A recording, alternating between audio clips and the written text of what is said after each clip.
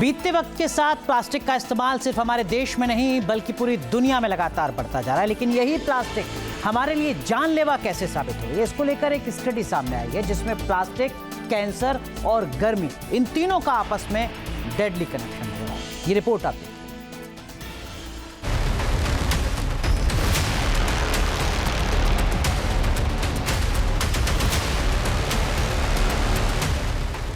Plastic गले की फांस बन चुका है। प्लास्टिक के जितने बारीक कण, मुसीबत उतनी बड़ी। यानी प्लास्टिक का जितना ज्यादा इस्तेमाल, कैंसर का खतरा उतना ही अधिक। इसे लेकर एक नई स्टडी से चौंकाने वाले आंकड़े सामने आए हैं। शोध के मुताबिक सर्दी की तुलना में गर्मी के दौरान दिल्ली के लोगों की सांसों में माइक्रोप्लास्टिक के बारीक कण ज्यादा घुल रहे हैं। ये माइक्रोप्लास्टिक सांस के साथ साथ लंग से भी जुड़ी गंभीर बीमारियों की वजह बन रहा है।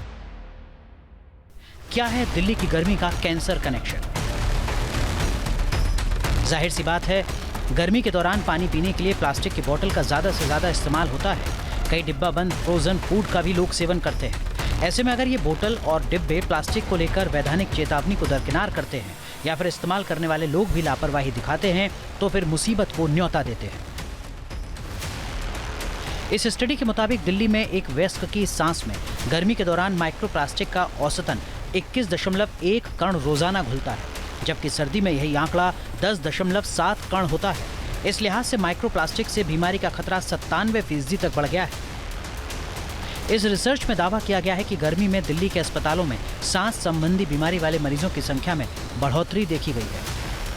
दिन होते हैं उनमें माइक्रोप्लास्टिक्स की कंटेंट एनवायरनमेंट में दुगनी हो जाती है, गर्मी के कारण से भी और जो हम कूड़ा जलाते हैं उसके कारण से भी। So the effect on the body can be more profound in the summers because of the higher content of microplastics in the environment.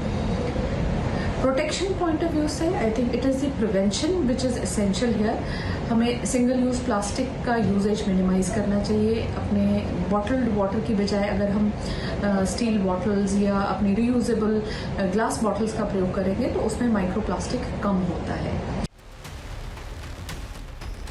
Delhi में शोध होने की वजह से खतरे के लेवल को समझा जा सकता है, लेकिन माइक्रोप्लास्टिक किस तरह हमारी रोजमर्रा की जिंदगी में जहर घोल रहा है, इसे भी समझिए, जो शरीर के अंदर कैंसर तक के हालात पैदा कर रहा है। सिंथेटिक कपड़े, जिनमें पॉलिस्टर, नायलॉन और एक्रिलिक जैसे सिंथेटिक कपड़े शामिल हैं, मसलन कंबल और पर्दे, प्लास्टिक के बैग और बोतल से खाद्य पदार्थों की पैकेजिंग होती है। जब पैकेजिंग खराब हो जाती है तब इसके छोटे कण टूटकर हवा में फैल जाते हैं। पेंट और कोटिंग्स, जो कई बार प्लास्टिक आधारित होते हैं और सूखने पर माइक्रोप्लास्टिक के कण हवा में छोड़ते हैं। यहाँ तक कि स्क्रब पैड और टूथब्रश में भी प्लास्टिक माइक्रो बिट्स होते हैं जो हवा में फैल जाते हैं। इसके अलावा घरों में मौजूद धूल, जिनमें प्लास्टिक से बने फर्नीचर, कारपेट या अन्य उत्पाद के कण घुल जाते हैं। भारतीय वैज्ञानिकों की नई स्टडी में जो नमूने लिए गए उनमें 5 तरह के प्लास्टिक से बने बारीक कणों का खुलासा हुआ, जिनसे हमारे इस्तेमाल में कई सामानों का निर्माण होता है। बोतल और पैकेजिंग के लिए इस्तेमाल होने वाला पॉलीइथिलीन टेरेफ्लेट नमूने में 41% मिला। शॉपिंग बैग और प्लास्टिक कवर में पॉलीइथिलीन 27% तक मिला।